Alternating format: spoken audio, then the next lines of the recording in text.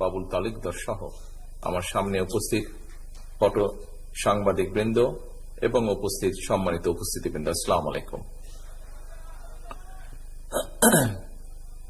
আজকের এই অনুষ্ঠানটি উদ্দেশ্য, লক্ষ্য এবং উপস্থিতি প্রমাণ করে যে কিছুদিন আগে অর্থাৎ 5ই আগস্ট বাংলাদেশের অধিকাংশ মানুষের প্রত্যাশিত যে লক্ষ্য বা উদ্দেশ্য, সেই লক্ষ্য বা উদ্দেশ্য হাসিল করার জন্য বা সফল করার জন্য সমাজের প্রতিটা শ্রেণীর পেশার মানুষ অংশগ্রহণ করেছিল। এটি হচ্ছে তার সবচেয়ে বড় প্রমাণ। আজকে আমরা এখানে একত্রিত হয়েছি ফটো জার্নালিস্ট বলতে যাদেরকে বোঝায়, তারা তাদের দায়িত্ব পালন করতে গিয়ে কিভাবে একটি পলাতক খুনি স্বৈরাচারের হাতে বিভিন্নভাবে অত্যাচারিত নির্যাতিত হয়েছেন, সেই অত্যাচারিত নির্যাতিত মানুষদের, কিছু সংখ্যক মানুষদের পাশে যতটুকু সম্ভব আমাদের সীমাবদ্ধতার ভিতরে থেকে দাঁড়ানোর প্রচেষ্টার মূল লক্ষ্য বা উদ্দেশ্য আজকের এই অনুষ্ঠান। আমরা বিএনপি পরিবারের সকল সদস্যকে আন্তরিকভাবে ধন্যবাদ জানাতে চাই যে তাদের যতটুকুই সীমাবদ্ধতা আছে সেটি নিয়ে তারা চেষ্টা করেছেন আমাদের কিছু সংখ্যক ফটো জার্নালিস্ট, সাংবাদিক যারা আছেন তাদের পাশে দাঁড়িয়ে তাদেরকে সহযোগিতা করার জন্য। আরো অনেকে আছেন।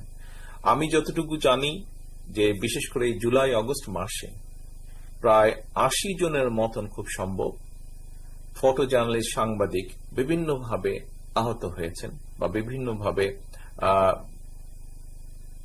নির্যাতনের শিকার হয়েছেন। সকলের পাশে হয়তো কতটুকু দাঁড়ানো সম্ভব হবে আমি বলতে পারি না, তবে আমাদের অবশ্যই চেষ্টা থাকবে যতজনের পাশে আমরা দাঁড়াতে পারবো আমরা চেষ্টা করব আমাদের সর্বোচ্চ দিয়ে ততজন মানুষের পাশে দাঁড়ানোর জন্য। প্রিয় উপস্থিতিবৃন্দ, আজকে যেরকম এই যে স্বৈরাচারকে বিদায় করার জন্য যে প্রচেষ্টা, যে উদ্যোগ, সমাজের প্রতিটি শ্রেণী পেশার মানুষ সেদিন এক জায়গায় এসে দাঁড়িয়েছিলেন। সেদিন প্রমাণ হয়েছে যে দেশটা আসলে সকলের, দেশটা কোনো বিশেষ গোষ্ঠী, কোনো বিশেষ দল কারো না, দেশটা সবার, কোনো একক কারণ নয়। দেশটি সবার, এবং এই দেশাত্মবোধ বা দেশাত্মপ্রেম থেকে, দেশের প্রতি এই প্রেম থেকেই সেদিন আমরা দেখেছি সমাজের প্রতিটা শ্রেণী পেশার মানুষ রাজপথে বেরিয়ে এসেছিলেন। আমরা দেখেছি ইউএনডিপির যে রিপোর্ট বের হয়েছে, সেই রিপোর্টে আমরা দেখেছি 60 জনের মতন শিশুই সেদিন শহীদ হয়েছে এই স্বৈরাচারকে বিদায় করতে গিয়ে। আর তার পরবর্তীতে জাতিসংঘের যে রিপোর্টটি কয়েকদিন আগে বের হয়েছে সেটি কম বেশি আপনারা সেই সম্পর্কে ওয়াকিফল আছেন। অর্থাৎ একটি খুব সংক্ষেপে যদি আমরা বলি, গত 15 বছরও যদি বাদ দেই, মাত্র জুলাই আগস্ট মাসেও যদি আমরা ধরি, তাহলেই বোঝা যায় যে কি পরিমাণ মানুষকে শুধু 2 মাসের আন্দোলনেই হত্যা করা হয়েছে। অর্থাৎ আন্দোলন যখন চরম মুহূর্ত, ওই অল্পটুক সময়ের মধ্যে চরম যে কোনো জিনিসের বিষয়ে চরম মুহূর্ত সময়টি অল্পই থাকে, সেই চরম মুহূর্তে সেই অল্প সময়ে 2-3 সপ্তাহের মধ্যেই কতগুলো মানুষকে শহীদ হইতে হয়েছে। তাহলে আপনারা বিবেচনা করে দেখতে পারেন গত 15 বছর ধরে কত মানুষ, শত হাজার মানুষ যেই গুম খুনের হদিস বেরিয়ে আসছে, গুম খুনের যে ঠিকানা হিসাবগুলো বেরিয়ে আসছে, কি পরিমাণ মানুষ অত্যাচার নির্যাতিত হয়েছে। প্রিয় সহকর্মীবৃন্দ, আজকে যে মানুষগুলোকে ঘিরে আমরা এখানে একত্রিত হয়েছি তাদের পেশা, এখানে আলোচকবৃন্দ আলোচনা করেছেন, তাদের পেশার একটি অন্যতম মূল বৈশিষ্ট্য বা লক্ষ্য হচ্ছে তারা যেরকম মানুষের দুঃখ, কষ্ট, অত্যাচার, নির্যাতনকে, অনেক কথাকে শুধুমাত্র একটি ছবির মাধ্যমে তুলে ধরতে পারেন, ঠিক একইভাবে একটি ছবির মাধ্যমে কিন্তু সমগ্র জাতিকে আশাও বা উজ্জীবিত করতে সক্ষম একটি ছবি। আমি এটি বিশ্বাস করি। একটি ছবি যেরকম সব কথা বলে দিতে পারে, অনেক লেখা বাদ দিয়ে শুধু একটি ছবি, বড় রচনা বাদ দিয়ে একটি ছবি, ঠিক একইভাবে আমরা যে ঘন্টার পর ঘন্টা রাজনীতিবিদরা বক্তব্য রাখি, বিভিন্ন গুণীজনেরা তাদের গুরুত্বপূর্ণ বক্তব্য রাখেন, কিন্তু আমার কাছে মনে হয় একটি ছবির মাধ্যমে সম্পূর্ণভাবে একটি জাতিকে উজ্জীবিত করা সম্ভব। সম্পূর্ণভাবে সেরকম একটি ছবির মাধ্যমে একটি জাতিকে পথ দেখানো সম্ভব, দিশা দেওয়া সম্ভব। প্রিয় সহকর্মীবৃন্দ, প্রিয় উপস্থিতিবৃন্দ, প্রিয় জার্নালিস্ট বৃন্দ, ফটো জার্নালিস্ট বৃন্দ, এই যে গত 15 বছরের যে আন্দোলন, যে সংগ্রাম, যার মধ্যে বিভিন্ন সময় ফটো জার্নালিস্ট হোক অথবা জার্নালিস্ট বৃন্দই হোক, অর্থাৎ এই পেশার সাথে যে মানুষগুলো আছেন তারাও বিভিন্ন সময়ে জড়িত ছিলেন। বিভিন্ন কারণে ইচ্ছা থাকলেও, পেশাগত ইচ্ছাই হোক আর নিজস্ব বিবেকের তাড়নাতেই হোক, অনেক সময় অনেক সংবাদ আপনারা প্রকাশ করতে পারেননি, অনেক ছবি আপনারা প্রকাশ করতে পারেননি। একইভাবে আপনারা যেমন পারেননি, আপনাদেরকে যেমন দাবিয়ে রাখা হয়েছিল, ঠিক একইভাবে বাংলাদেশের প্রত্যেকটি গণতান্ত্রিক প্রত্যেকটি রাজনৈতিক দলের নেতাকর্মীকে দাবিয়ে রাখা হয়েছিল। ঠিক একইভাবে বাংলাদেশের সমগ্র জনগণকে দাবিয়ে রাখা হয়েছিল। তাদের নিজেদের কথা বলার অধিকার থেকে তাদেরকে বঞ্চিত করা হয়েছিল। তাদের যে রাজনৈতিক অধিকার, যে অধিকার তাদেরকে সংবিধান বা দেশ বা স্বাধীনতা বা সার্বভৌমত্ব দিয়েছে, যে রাজনৈতিক অধিকার, যে বেসিক মৌলিক রাজনৈতিক অধিকার, যেটি হচ্ছে ভোট প্রয়োগের অধিকার, সেই অধিকারটুকুও কেড়ে নেওয়া হয়েছিল। প্রিয় উপস্থিতিবৃন্দ, মানুষ সব সময় তার কথা বলা এবং তার বেসিক অধিকার, রাজনৈতিক যে বেসিক অধিকার, সেটি পাওয়ার জন্য মানুষ সব সময় আন্দোলন করেছে, সংগ্রাম করেছে। পৃথিবীর বহু দেশ সাক্ষী, এই দেশের মানুষও করেছে। এই দেশের মানুষ বিভিন্ন সময় করেছে, যখন গণতন্ত্র হুমকির সম্মুখীন হয়েছে, যখনই মানুষের বেসিক মৌলিক রাজনৈতিক অধিকার যখন কেড়ে নেওয়া হয়েছে, তখনই মানুষ প্রতিবাদে সোচ্চার হয়েছে। কখনো বিজয় ছিনিয়ে আনতে সময় বেশি লেগেছে, কখনো সময় হয়তো কম লেগেছে, কিন্তু মানুষ সবসময় সোচ্চার হয়েছে এবং মানুষ প্রতিবার এই বিজয় ছিনিয়ে আনার চেষ্টা করেছে, সফল হয়েছে। আবার হয়তো ষড়যন্ত্রকারীরা বিভিন্ন সময় আবার তাদের ষড়যন্ত্রের জাল বিস্তার করেছে। প্রিয় উপস্থিতিবৃন্দ, লক্ষ্য কি, উদ্দেশ্য কি? লক্ষ্য এবং উদ্দেশ্য হচ্ছে, আমরা যারা দেশ নিয়ে চিন্তা করি বা দেশের কথা নিয়ে চিন্তা করি, দেশকে নিয়ে ভাবার চেষ্টা করি, আমাদের অর্থাৎ আমরা সাধারণ মানুষ বলতে যা বুঝি, সাধারণ মানুষের কাতারে আমরা যারা কম বেশি পড়ি, আমাদের লক্ষ্য বা উদ্দেশ্য একটি দেশ তৈরি করা। স্বাধীনতা যুদ্ধের পরে সামগ্রিকভাবে যে কোনো মানুষকে যদি জিজ্ঞেস করেন, তাহলে কি বলবে, কেমন দেশ চাই আমরা? আমরা এমন একটা দেশ চাই যেই দেশের মধ্যে মানুষ তার মৌলিক অধিকার নিয়ে বেঁচে থাকবে। কি সেটি? সে তার রাজনৈতিক অধিকার পাবে, রাজনৈতিক অধিকারের গ্যারান্টি থাকবে এবং একই সাথে তার অর্থনৈতিক স্বাধীনতাও থাকবে। অর্থাৎ আমি আমার যোগ্যতা অনুযায়ী চাকরি বাকরি করব, আমি আমার যোগ্যতা অনুযায়ী ব্যবসা করব, আমি আমার যোগ্যতা অনুযায়ী বেঁচে থাকবো এই সমাজে, এই দেশে। প্রিয় উপস্থিতিবৃন্দ, খুব সংক্ষেপে যদি আমরা দেখি, তাহলে এটি মূল লক্ষ্য বা উদ্দেশ্য। হ্যাঁ, এটির সাথে স্বাভাবিকভাবে প্রসঙ্গক্রমে বৈষম্যহীন একটি বাংলাদেশ। কিন্তু বৈষম্যহীন বাংলাদেশ গড়তে হলে অবশ্যই রাজনৈতিক অধিকারকে আগে প্রতিষ্ঠিত করতে হবে। বৈষম্যহীন বাংলাদেশ গড়তে হলে অবশ্যই আগে মানুষের অর্থনৈতিক স্বাধীনতা দিতে হবে। রাজনৈতিক স্বাধীনতা নিশ্চিত করা না গেলে অর্থনৈতিক স্বাধীনতা নিশ্চিত করা যাবে না। রাজনৈতিক স্বাধীনতা নিশ্চিত করতে হলে ভোটের অধিকারকে অবশ্যই নিশ্চিত করতে হবে। তবে সহকর্মীবৃন্দ, প্রিয় উপস্থিতিবৃন্দ, এখানে শুধু ভোটের অধিকার নিশ্চিত করলেই চলবে না, একই সাথে ভোট প্রয়োগের অধিকারকে নিশ্চিত করতে হবে। অর্থাৎ আমি একজন ভোটার, আমার যেরকম ভোটের অধিকার থাকবে, ঠিক একইভাবে আমি যাতে আমার ভোটটি সঠিকভাবে নির্ভয় আমি দিতে পারি এবং আমি দেওয়ার মাধ্যমে আমি আমার প্রতিনিধিকে বাছাই করে আনতে পারি, সেই অধিকারটিকেও নিশ্চিত করতে হবে। সেটি ইউনিয়ন পরিষদ হোক, সেটি পৌরসভা হোক, সেটি উপজেলা হোক, সেটি জাতীয় পর্যায়ে হোক না কেন, ভোটের অধিকার নিশ্চিত করার পাশাপাশি ভোট প্রদানের অধিকারকেও নিশ্চিত করতে হবে। এবং আমরা যদি এই অধিকারটি নিশ্চিত করতে পারি, অবশ্যই আমরা মানুষের পর্যায়ক্রমিকভাবে মানুষের অর্থনৈতিক স্বাধীনতা নিশ্চিত করতে পারব। প্রিয় উপস্থিতিবৃন্দ, একজন রাজনৈতিক কর্মী হিসাবে আমি মনে করি মানুষের রাজনৈতিক অধিকার এবং মানুষের অর্থনৈতিক অধিকার যদি নিশ্চিত করা সম্ভব না হয়, তাহলে আমাদের স্বাধীনতা বলি, গণতন্ত্র বলি, সার্বভৌমত্ব বলি, যাই বলি না কেন, কোনটিকেই টিকিয়ে রাখা সম্ভব হবে না। আপনারা খেয়াল করে দেখবেন,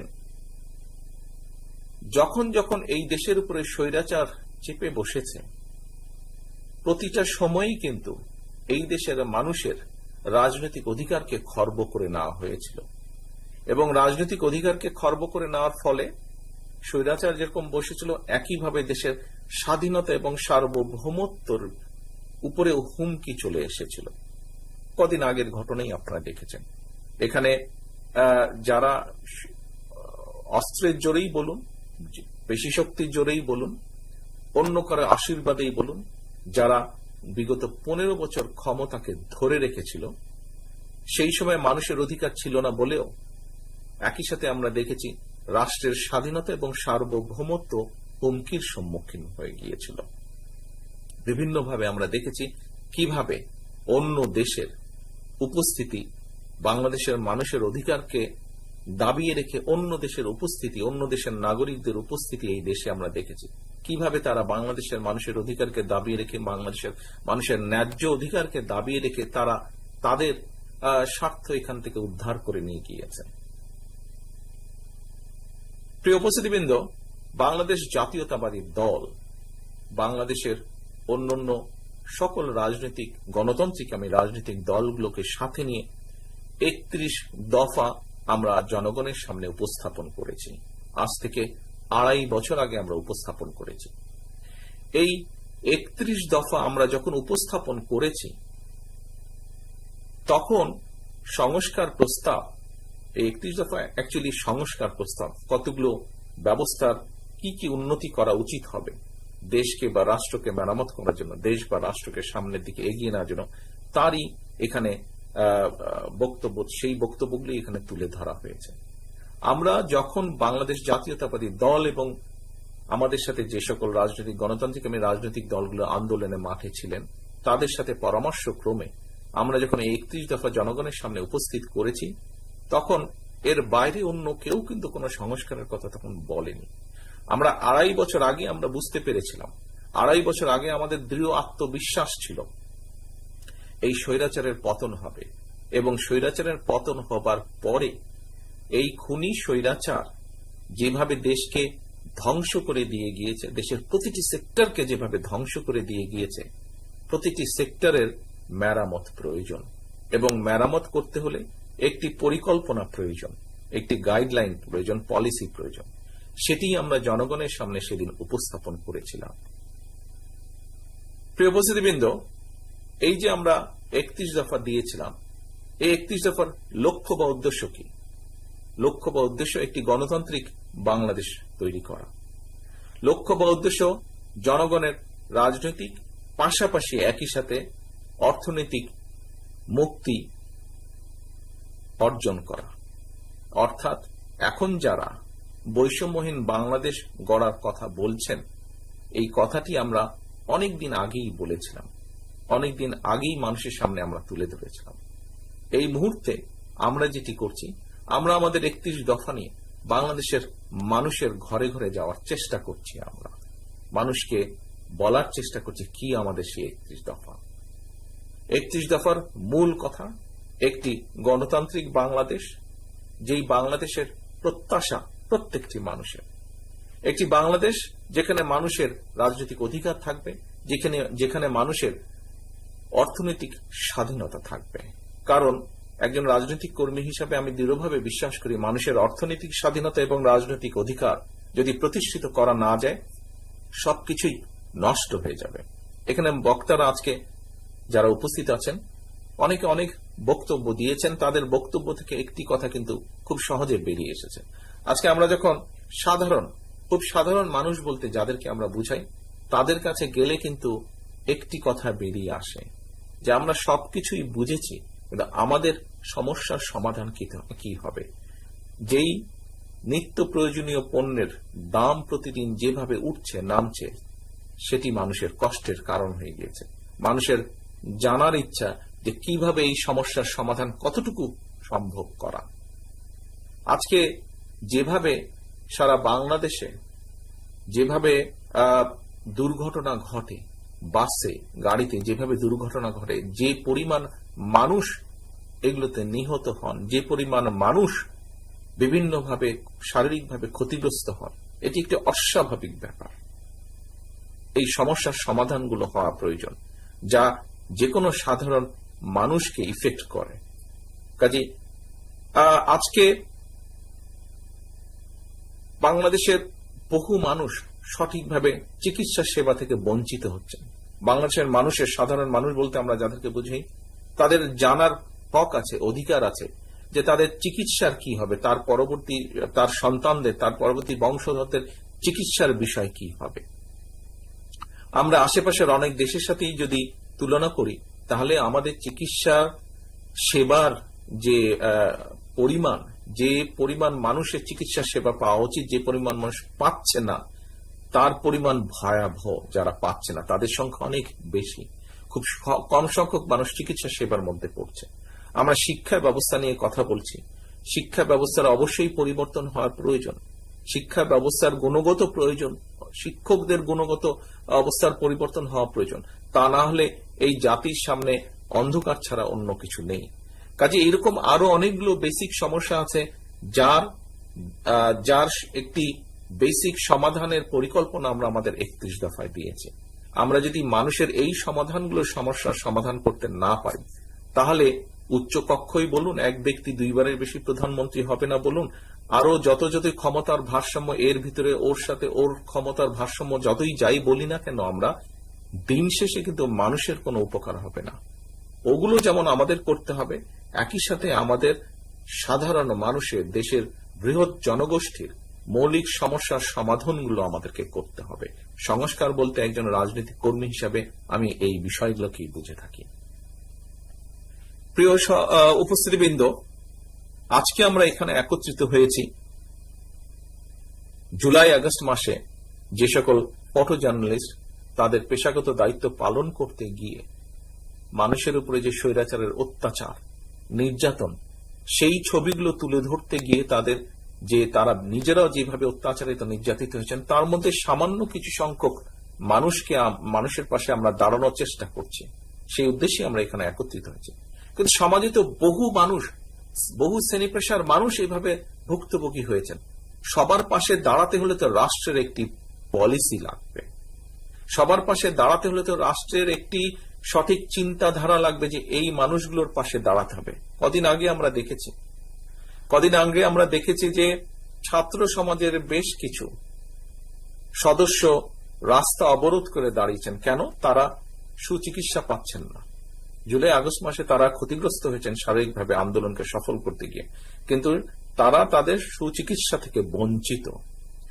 এরকম ভাবে যদি আমরা দেখি, এবং এই ঘটনা একবার না, একাধিকবার ঘটেছে, আমরা যদি এভাবে দেখি, বহু মানুষ আছে, অনেক মানুষ হয়তো সামনেও এগিয়ে আসেননি, দাবি করেননি যে আমি ক্ষতিগ্রস্ত হয়েছি, আমার সহযোগিতা প্রয়োজন। এখন উপস্থিতিবৃন্দ, আমাদের প্রশ্ন, আমরা যদি ডে টু ডে এফেয়ারে এইভাবে কিছু কিছু কাজ করার চেষ্টা করি, তাহলে কি আমরা সঠিকভাবে সঠিক সহযোগিতা অধিকাংশ মানুষের কাছে পৌঁছে দিতে সক্ষম হব? অবশ্যই সক্ষম হব না। আমাদেরকে টোটাল একটি পলিসির মধ্যে করতে হবে। যাদের সাথে মানুষের যোগাযোগ আছে, যারা মানুষের কথাগুলো শুনতে পায়, যারা মানুষের কথাগুলো তুলে ধরতে পারে, এইরকম ব্যক্তিদের মাধ্যমে যখন সরকার গঠিত হবে, তখন সামগ্রিকভাবে তারা দেশের বিভিন্ন শ্রেণী পেশার মানুষের কথা চিন্তা করবেন, তাদের জন্য কাজ করবেন। সেই জন্যই যদি আমরা বলি, আজকে এই মুহূর্তে সংস্কারকে যদি যারা মনে করছেন যে নির্বাচন পরে হওয়া উচিত, সংস্কার আগে হওয়া উচিত, তাহলে সেই সংস্কারকে সফল করার জন্যই এমন মানুষের দরকার যারা সরাসরি জনগণের সাথে সম্পৃক্ত। তা না হলে কোনো সংস্কারই সফল করা সম্ভব হবে না। কাজেই সংস্কারকে যদি সফল করতে হয়, সংস্কারের প্রস্তাবনা আজকে থেকে 2 বছর আগে এদেশের রাজনীতিবিদরাই দেশের মানুষের সামনে তুলে ধরেছেন। রাজনৈতিক কর্মীরাই সংস্কারের প্রস্তাব এই দেশের মানুষের সামনে তুলে ধরেছেন। কাজেই এই দেশের সংস্কার, প্রকৃত সংস্কারও যদি করতে হয়, তাহলে অবশ্যই সেটি রাজনীতিবিদদের মাধ্যমেই করতে হবে। অবশ্যই দেশের রাজনীতিবিদদের বাইরেও বহু মানুষ আছেন, বহু শ্রেণী পেশার মানুষ আছেন, বুদ্ধিজীবী আছেন, ইন্টেলেকচুয়ালস আছেন, সিভিল সোসাইটির মানুষ আছেন। আমরা অবশ্যই তাদের পরামর্শ নেব। আমরা অবশ্যই তাদের পরামর্শ যেগুলো থাকবে তার ভিত্তিতে আমরা ধীরে ধীরে নিয়ে যাব, দেশকে সামনের দিকে নিয়ে যাব। কিন্তু বিষয় হচ্ছে যে যতক্ষণ পর্যন্ত জনগণের ডাইরেক্ট রিপ্রেজেন্টেটিভ দেশ পরিচালনার দায়িত্ব না পাবে, তাদের হাতে দেশ পরিচালনার দায়িত্ব না আসবে, ততক্ষণ পর্যন্ত কোনোভাবেই কোন সংস্কারের পূর্ণ বাস্তবায়ন করা সম্ভব নয়। কারণ যাদের সাথে জনগণের সরাসরি সম্পৃক্ততা আছে, তারাই একমাত্র জনগণের কথা তুলে ধরতে পারবে, তারাই একমাত্র জনগণের আকাঙ্ক্ষা অনুযায়ী সামগ্রিকভাবে দেশকে সেদিকে পরিচালনা করতে সক্ষম হবেন। প্রিয় সহকর্মীবৃন্দ, প্রথমেই আমি বলেছি আমরা কিছু সংখ্যক মানুষের পাশে হয়তো দাঁড়াতে সক্ষম হয়েছি আমাদের সীমাবদ্ধতা, লিমিটেশনের ভেতর দিয়ে। আমাদেরকে যদি সামগ্রিকভাবে একটি বৈষম্যহীন থেকে আরম্ভ করে একটি গণতান্ত্রিক বাংলাদেশ গড়ে তুলতে হয়, তাহলে অবশ্যই এখানে সকলের পার্টিসিপেশন লাগবে। এখানে জনগণের মতামতের ভিত্তিতে পরিচালিত হতে হবে। আমরা আমাদের বক্তব্য জনগণের সামনে নিয়ে উপস্থিত হয়েছি। আমরা মনে করি অন্যান্য যারা আছেন তারাও জনগণের সামনে উপস্থিত হবেন। জনগণই ডিসাইড করে নেবে জনগণ কাকে দায়িত্ব দিবে তাদের দেশ পরিচালনার। জনগণের দেশ পরিচালনার দায়িত্ব জনগণ কাদেরকে দিবে। কাজেই এই বিষয়টিতে যত দেরি হবে, আমরা মনে করি, বিভিন্নভাবে ধারণা করি যে তাতে করে সমস্যা বাড়বে বই কমবে না। একটি বিষয় অনেকেই আলোচনা করেছেন, একটি বিষয়ে অনেকেই বলছেন ইদানিং, যত দেরি হবে নির্বাচনের, তত বেশি কিন্তু বিভিন্ন ষড়যন্ত্রের ডালপালা বাড়তে থাকবে। বিভিন্নভাবে সমাজের মধ্যে বিভিন্নভাবে কথাবার্তা, এখনই বিভিন্ন রকম কথাবার্তা আস্তে আস্তে ছড়াচ্ছে যে যারা পালিয়ে গিয়েছে এই দেশ থেকে, তারা এই দেশের মানুষের বিপুল পরিমাণ সম্পদ লুট করে নিয়ে গেছে। অবশ্যই তারা সেই সম্পদগুলি সেই ষড়যন্ত্রের পিছনে ব্যয় করবে। কাজেই দেশকে যদি একটি স্টেবল সিচুয়েশনের ভিতরে আনতে হয়, দেশকে যদি ঐক্যবদ্ধভাবে ধরে রাখতে হয়, দেশকে যদি একটি স্থিতিশীল অবস্থার মধ্যে ধরে রাখতে হয়, তবে তার দায়িত্ব অবশ্যই জনগণের হাতে ছেড়ে দিতে হবে। আমরা সকল সময় মনে করি এই দেশের মূল মালিক বাংলাদেশের জনগণ। কাজেই বাংলাদেশের জনগণের সেই অধিকার আছে এই দেশ নিয়ে কি হবে না হবে সেই সিদ্ধান্ত নেবার একমাত্র ক্ষমতা বাংলাদেশের মানুষের। এবং পৃথিবীতে আমরা মুখে সকলেই গণতন্ত্রের কথা বলি, সমগ্র পৃথিবীতে গণতান্ত্রিক ব্যবস্থা বলতে যা বোঝায় সেটি হচ্ছে নির্বাচন। নির্বাচনের মাধ্যমেই জনগণ তাদের মতামত ব্যক্ত করে থাকেন। সেটি আগেই বলেছি আমি, সেটি ইউনিয়ন পরিষদ হোক, সেটি জাতীয় পর্যায়ের হোক, নির্বাচনের মাধ্যমেই জনগণ তাদের মতামত প্রকাশ করে থাকে। নির্বাচনের মাধ্যমেই জনগণ সিদ্ধান্ত নিয়ে থাকে তারা কি চায়। নির্বাচনের মাধ্যমে জনগণ তার জবাব দিয়ে থাকে, তারা দেশকে কি বলতে চায়, তারা রাজনীতিবিদ সহ সকলকে কি বলতে চায়। নির্বাচনের মাধ্যমেই জনগণ এসব কাজ করে থাকে। কাজেই জনগণের অধিকার যদি জনগণকে ফিরিয়ে যেতে হয়, দেশ কিভাবে কি হবে এই বিষয়ে সিদ্ধান্ত সম্পূর্ণ জনগণের। আমরা জনগণের অধিকার যত দ্রুত জনগণের কাছে ফিরিয়ে দিতে পারব, জনগণের অধিকার যত দ্রুত আমরা এই দেশে প্রতিষ্ঠিত করতে পারব, প্রিয় উপস্থিতিবৃন্দ, আমি বিশ্বাস করি তত দ্রুত আমরা দেশকে ধ্বংসের দ্বার প্রান্ত থেকে ফিরিয়ে আনতে আবার সক্ষম হব। আমি আর আজকে কথা বাড়াবো না। কথা শেষ করার আগে আমি মহসিন সাহেবের একটি কথা আমি একটু প্রসঙ্গক্রমে তুলতে চাই। মহসিন সাহেব ওনার বক্তব্যে একটু আগে বলেছিলেন যে খুব সম্ভব বিদেশি কোন জার্নালিস্টের সাথে বোধহয় কথা হচ্ছিল এবং তারা বলেছে তারা আমার বক্তব্য বা আমাকে তারা পছন্দ করে না। প্রিয় উপস্থিতিবৃন্দ, কেউ কারো বক্তব্য উপস্থাপন করতে পারে, তাতে কিছু যায় আসে না। তবে আমি একটি জিনিস মনে করি, কোন জাতীয়তাবাদী শক্তিকে কখনোই বিদেশিরা পছন্দ করে না। জাতীয়তাবাদী শক্তি মানেই দেশের পক্ষের শক্তি, দেশের পক্ষে কথা বলে, দেশের মানুষের পক্ষে কথা বলে। কাজেই অন্য একটি দেশের মানুষ এই দেশের মানুষের পক্ষে যেরকম থাকবে, আমরা বিভিন্ন সময় অতীতে দেখেছি বিপক্ষেও থাকে। তারা তাদের স্বার্থ রক্ষা করে, এই দেশের মানুষের স্বার্থ তারা দেখে না। সবাই যে একরকম তা না। কাজেই তাদের মধ্যেও যেমন এপাশ আছে ওপাশ আছে। কাজেই সামগ্রিকভাবে বলতে পারি জাতীয়তাবাদী শক্তিকে কখনোই বিদেশিরা পছন্দ করতে চায় না।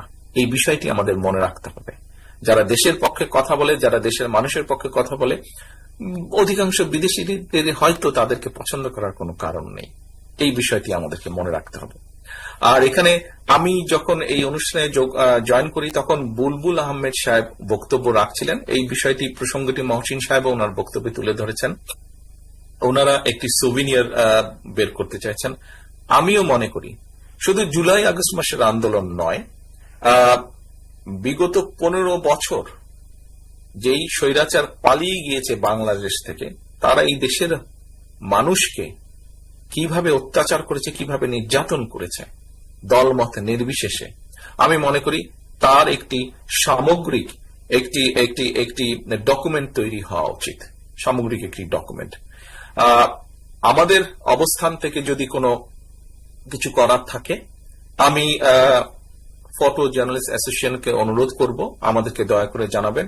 আমরা অবশ্যই আপনাদের পাশে এরকম একটি ডকুমেন্ট তৈরি করার জন্য আমরা অবশ্যই আপনাদের পাশে দাঁড়াবো আমাদের সাধ্য মতো। পরিশেষে আমি আবারও যে সকল ফটো জার্নালিস্ট, সাংবাদিক আপনারা বিভিন্নভাবে অবদান রেখেছেন, বিভিন্নভাবে অত্যাচারিত নির্যাতিত হয়েছেন, আপনাদের সকলের প্রতি সম্মান এবং একই সাথে সহমর্মিতা জানিয়ে আমি আমার বক্তব্য শেষ করছি। আল্লাহ হাফেজ। বাংলাদেশ জিন্দাবাদ। বাংলাদেশ জাতীয়তাবাদী দল জিন্দাবাদ। আসসালামু আলাইকুম।